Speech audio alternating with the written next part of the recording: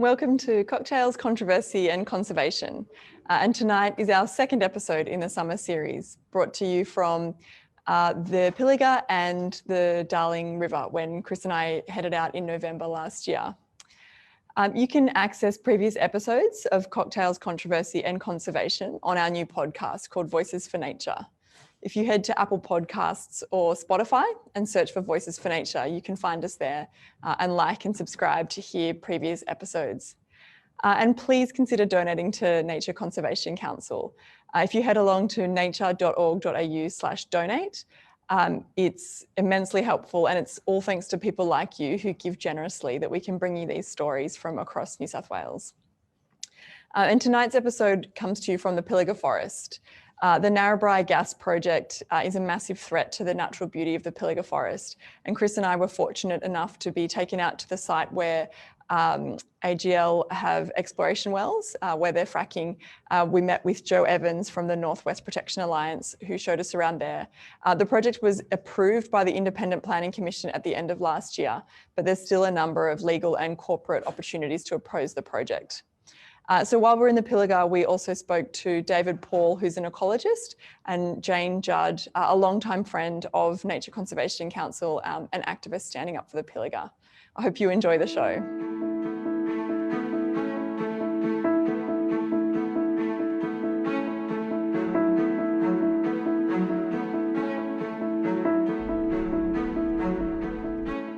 So we're standing in the middle of the Pilliga and outside of a Santos facility. This is Joe Evans, who's been part of the Northwest Protection Alliance.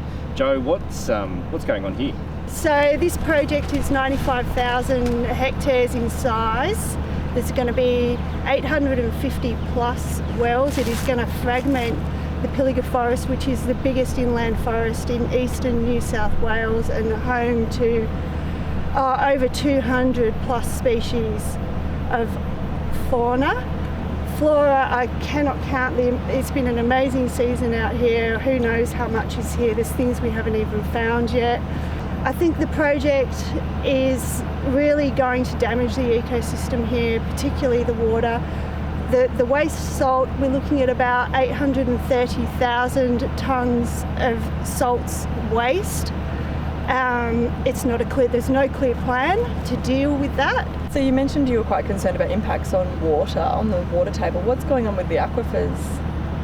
Okay, so what happens is when they drill for gas, they have to dewater that aquifer to enable the gas to flow.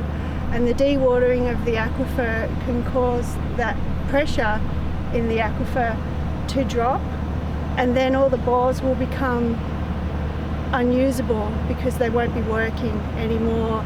And this is a major concern of the farming community of the Northwest. They're incredibly concerned for their water because once that underground water source is polluted or they can't reach it anymore, then they can't farm. They can't even be here. So we've got an already existing primary industry that is a massive boon, one of the biggest food producing areas in the state that is under threat from this short-term industry. Joe, how did you get involved in this campaign? What sparked it for you? What sparked it for me was that Matt Gasco came to the Northern Rivers and they tried to drill wells there. So that was near my home, and then I came to the Pilliga and I absolutely fell in love with the Pilliga. And I just can't bear to see the same thing repeated here that has happened in Queensland.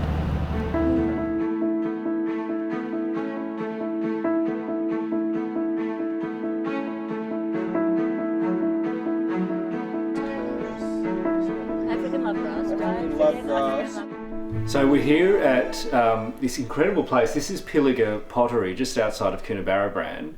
And we're joined by David Paull and Judd. Thank you so much for coming along. Coonabarabran locals and heavily involved in the campaign to save the Pilliga from, all of its threats. Can you start by just telling us a little bit about the area? For people that haven't been out here, what's here and why is this a special place? My go? Mm-hmm. Right, the Pilliga is maybe 100 kilometres long and equally wide. It is an island in an area which has been completely developed around the outside, so it's all farmland. So it's a refuge area for things that can no longer, animals in particular, that can no longer live outside the area. So that they move back here. And it's essential that it retains its naturalness and doesn't have the fragmentation that occurs with all the roads and oil, gas wells and things like that. It's a special place. So what's here? What are we going? We're going to go out tomorrow and have a look around. What are we going to see? Wildflowers. Right. If you go to Sculptures in the Scrub, you will see sandstone hills and green valleys and sculptures along the ridge line, and it's just beautiful. Just a beautiful place. Pilliga's a bit misunderstood, I think. It's, people kind of tend to just think of it as like a scrub, but it's actually really diverse. There's about 15 major vegetation communities that are all very different to each other, including heathlands and tall ironbark forest, as well as boxwood lands and wetlands. Wetlands, and it's got good diversity because of the range of habitat here for the wildlife. So, even wildlife like the koala, which tend to prefer better soils. That's why the Pilliga is such a good refuge even for them, because it's such a big area and there's stacks of habitat for it. It can get a bit marginal, and koalas are a bit in trouble at the moment because of their related decline has been very severe, and now we only have really like a few pockets of them hanging in there, but we're still hopeful that we can keep them. Yeah. And I am hoping that you will see when you're out there tomorrow that it's not dry scrubland, which is what it's written about as in Santos's environmental impact statement. It's not dry scrubland. It is incredibly diverse and very special. Yeah. So you mentioned the Santos project in their environmental impact statement. What are some of the things that you think are actually at stake in the Pilliga with Santos's Narrabri gas project? The farmers will be very inclined to be concerned about the water, which is a very important thing to be concerned about. And do you want to talk about the groundwater dependent ecosystems, David? Oh, well, you can if you like. No, you're better at it than I am. Referring to the expert. Well, that's just another type of ecological relationship here, a very sensitive one. What we have along the creek systems is high groundwater levels, those alluvial aquifers that are providing habitat for wildlife, water holes, and they've been mapped as groundwater dependent ecosystems by the authorities. And so that's another key aspect of why we don't want our groundwater tampered with, because we fully expect that drawdown, and all the farmers don't want drawdown of the groundwater, but it's going to be devastating for the wildlife if the groundwater drops, because it makes the resilience of these sensitive groundwater ecosystems much worse, and less able then to tolerate long periods of drought, etc. So these are the refuge areas of the Pilliga, are these creek systems, these springs. There's quite a number of springs, natural occurring springs here, and these are such important areas in the whole thing, and not mucking around with the groundwaters could be potentially devastating for wildlife as well as farmers. Yes. How did this end up as a so what's the history of the Pilliga? How did this end up being carved out? Here we go. Well, it was Pilliga was the first timber reserve declared in New South Wales. Right. So it was protected as a timber reserve. It was all private land back in the Dark Ages. And then the government was actually concerned, this is going back to 1880s, the level of land clearing going on particularly in all the agricultural areas around here, they tended to leave the Pilliga because of its poor soils and poor sandy soils. But it was good for timber. But they were still concerned that the levels of clearing going on, so that they had intervened, they resumed a lot of these old private runs, and made it a timber reserve, the whole place. Back in the, this was 1880s were the first ones, and then I think it wasn't until about 1913 when the Forestry Commission formed, and the Pilliga was one of their most important assets. And what about today? Is it like, you've described this naturally beautiful area that, has all these kind of beautiful ecosystems and wildlife.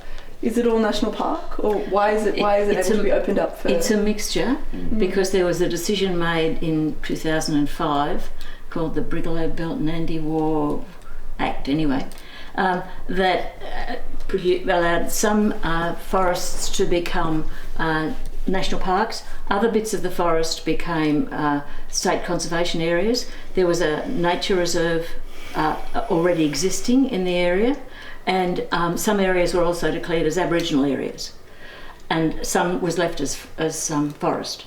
And the bits that were left as forest and the state conservation areas were written into the Act as being available for recreation, conservation and mining and timber harvesting. Right. So where the exploration licence is now that Narrabri has, was mainly over forest. Over forest, yeah. State forest. State forest, yes. And so what's the, if it was national park, would it be protected from that, or what would you like to see happen? Yes, national park is protected, Aboriginal areas are protected, nature reserves are protected. But not state conservation areas. Right. And that's why when the decision came through, and I was a part of that process as well, and we tried to get the eastern side of the Pilliga declared a national park, the whole lot, but the gas industry was already working behind the scenes and got the outcome that they wanted, essentially. While there were obviously a lot of concessions given for conservation and national parks and stuff, they made sure that the areas that they wanted weren't made national parks. So we're talking about 2001 here, and this is how long. People don't realise that they've been drilling wells here since 1998. Wow. Yeah. Wow. I didn't realise that history either. Yeah. Yeah. And that was when that first series of wells that they put in were fracked. So that was about from Bibblewindi 1 to 2 to 12, I think. And we're pretty sure that they were all fracked. And then they decided to stop doing that because for whatever reason they decided to stop. Probably caused too much damage. Have you seen some of the impacts of that?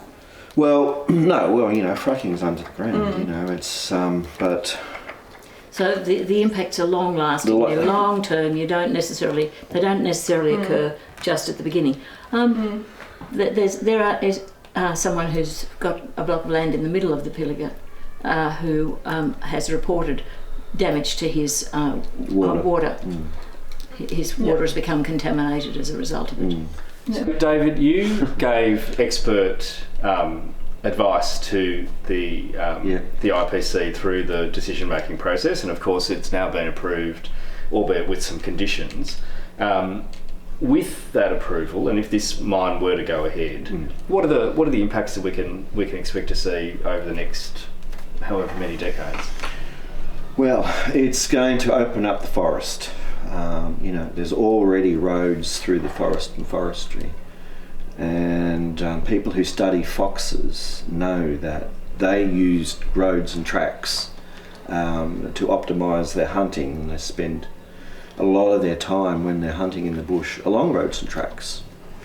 And so if you're going to add on top of that another grid work, and they're saying that they will try and use existing ones, but we know that that's just not possible. There just aren't enough of them. They'll have to be putting roads through all So sorts of areas. it's going to any animal that's susceptible to fox predation, which is a lot. Most, yeah. So, I looked at fox scats from the Pilliga in some work I did before, and yeah, they were taking 12 different mammals, including possums, antechinus, wallabies, and just about anything you can think of. So feral pests worse, definitely. It's going to increase the feral pressure on the native animals, and for little animals like Pilliga mice, the rare ones like Pilliga mice. Is that endemic to the Pilliga? Yes. Wow. And the eastern pygmy possum, I believe it's going to result in serious and irreversible harm. That the indirect impacts were not taken into account very well, and that includes just increased traffic, light pollution, noise pollution, the fumes coming off all these gas wells are going to be all through the forest. All these things add up, and all animals have different levels of susceptibility to those kinds of things. But when you've got a rig going through the night, that's not going to be, and that's happening all over the forest. I mean, that's going to be something that the animals are going to avoid. And work health and safety requirements will be that there will be lights throughout the forest. Yep. Wherever there's a drill rig, there's going to be lights, there's going to be people. This has a huge impact on how the animals cope. And as well, and then of course there's weeds. And so the road network is going to open up the forest to a more weed invasion, and that's not going to be good either, so particularly along the roads. Just talk us through that a bit. So the weeds, really, they come through because of the extra traffic coming through in cars and trucks and things like that. Yes, that's generally how it's done, and we know that from our studies we did of their well sites through the forest. These are also weed havens, and I think that probably came here through vehicles, but also they mulched these sites. They brought in all this mulch from outside. They were supposed to use mulch from the trees in the forest, but we know they brought it in from outside because we can see treated, bits of wood through it and things like that. Anyway, that's how we think that the well sites are now absolutely full of weeds, some of them, and that's how they got there, was from this mulch that they brought in. Plus, the conditions at the well sites promote weeds over native species because of impact on the pH, making too alkaline for a lot of the species of plants here. An example would be cypress pine, a native,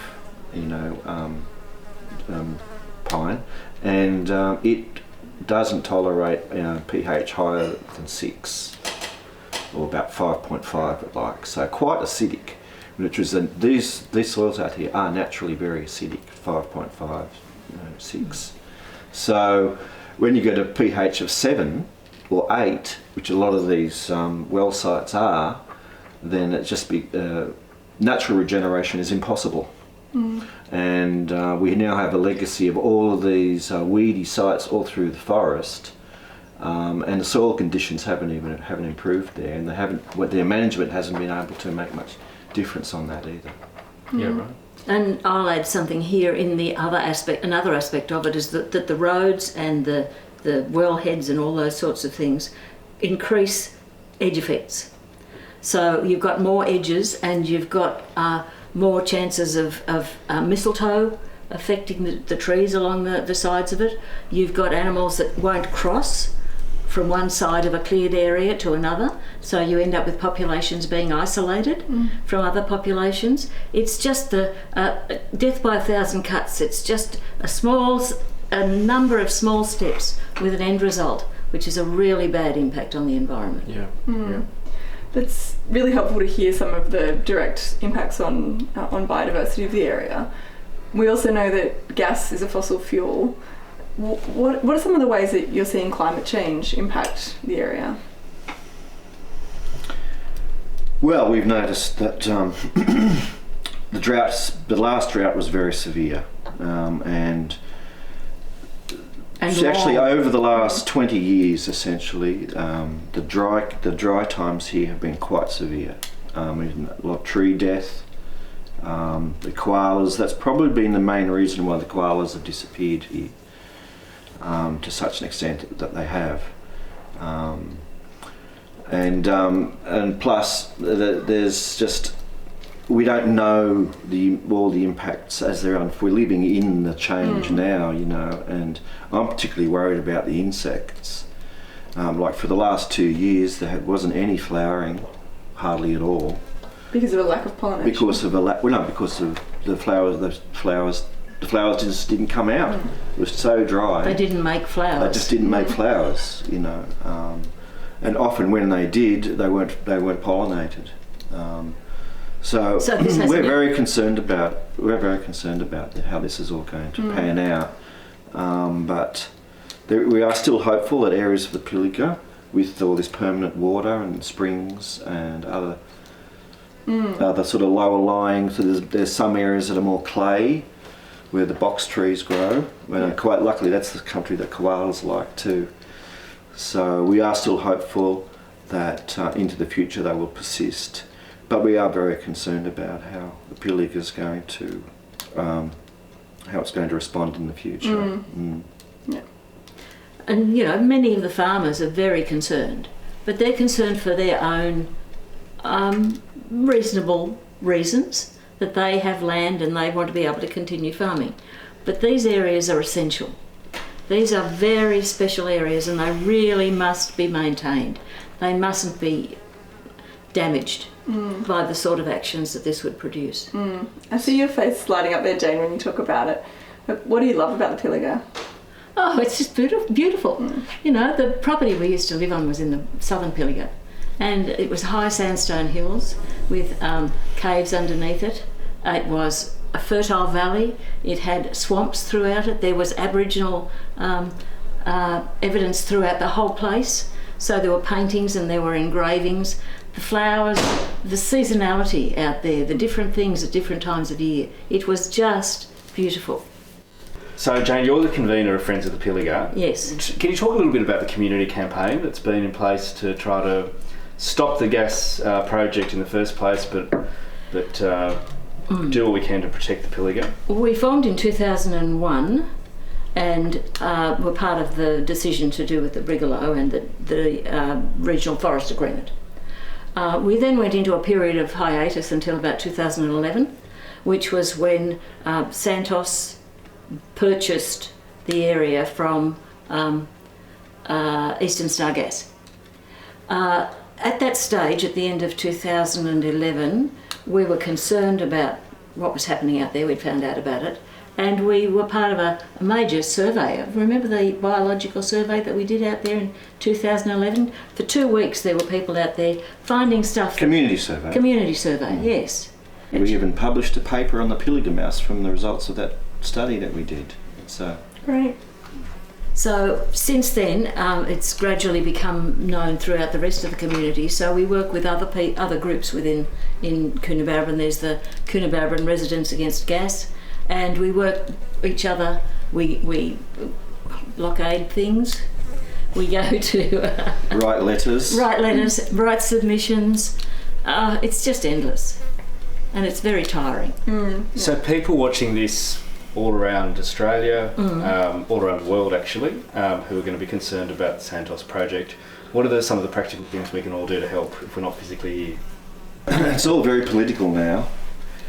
We don't have a transparent development assessment process anymore in New South Wales, or so it seems. So it's going to be a political decision. So if they can make a political decision to push it through, they can also make a political decision to not allow it. We have our local member, our state member is against it. And he's a shooters and fishers person. And he was elected to Parliament on that platform. He promised us that he would support us. So on people in the city in Sydney can go down and meet with him in Macquarie Street and express their concern. They certainly can. Yes. I think they need to place pressure on people like Matt Keane, the Minister for the Environment, who seems to be as good as they're going to get.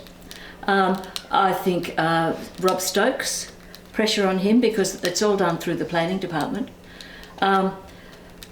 Those people need approaching. There are potential legal issues that are going to come through, probably by Christmas time. Has the Premier been out here and seen the You're bush joking. here? The furthest west she's ever come is Tamworth. If she came along, would you show her around? We would certainly show her around. Please come. Gladys, Your please come invitation and to join the us. Pilliga. But I think just like from the community point of view and just expressions of support, because I think that the key factor here is awareness of what's going on. So no matter where you are, you can still show support for the beautiful forest here and your opposition to their gas plans just by posting something on Twitter, by having a little fundraiser or doing some event in your town. So the Commonwealth government has to be targeted as well. Oh, definitely. And we've got basically a gas cartel running the place by the look of it. So really need to let them know that you haven't forgotten this place and you won't forget it. Absolutely. Because everyone is against it. The Indigenous community in particular are very much against it and have been objected to the fact that they've been left out essentially of the whole process at a community level. And so they're very much strongly against it as well. You could support the Indigenous people in their campaign, which is just growing as we speak. They're probably worth also looking up as well. Yeah, that sounds great. Can help you there. Well, you thank you. absolutely have the support of everyone in the conservation movement in New South Wales. I can say that without any doubts whatsoever. And certainly at NCC we're going to do our best to support you and to support Lock the Gate and other organisations that have been fighting this issue for years now. We can all pitch in what we can pitch in, and hopefully we can get a win. Thanks so much. Thanks for coming out here as well. And, It's not a problem. It's This is most of them. We live here. Yeah. And it just makes such a difference for us because you read about these projects, you hear about it. I've heard the Pilliga talked about, I don't know, probably my whole life now, but to actually come out here and see it. No coal seam gas. Water is life. No coal seam gas.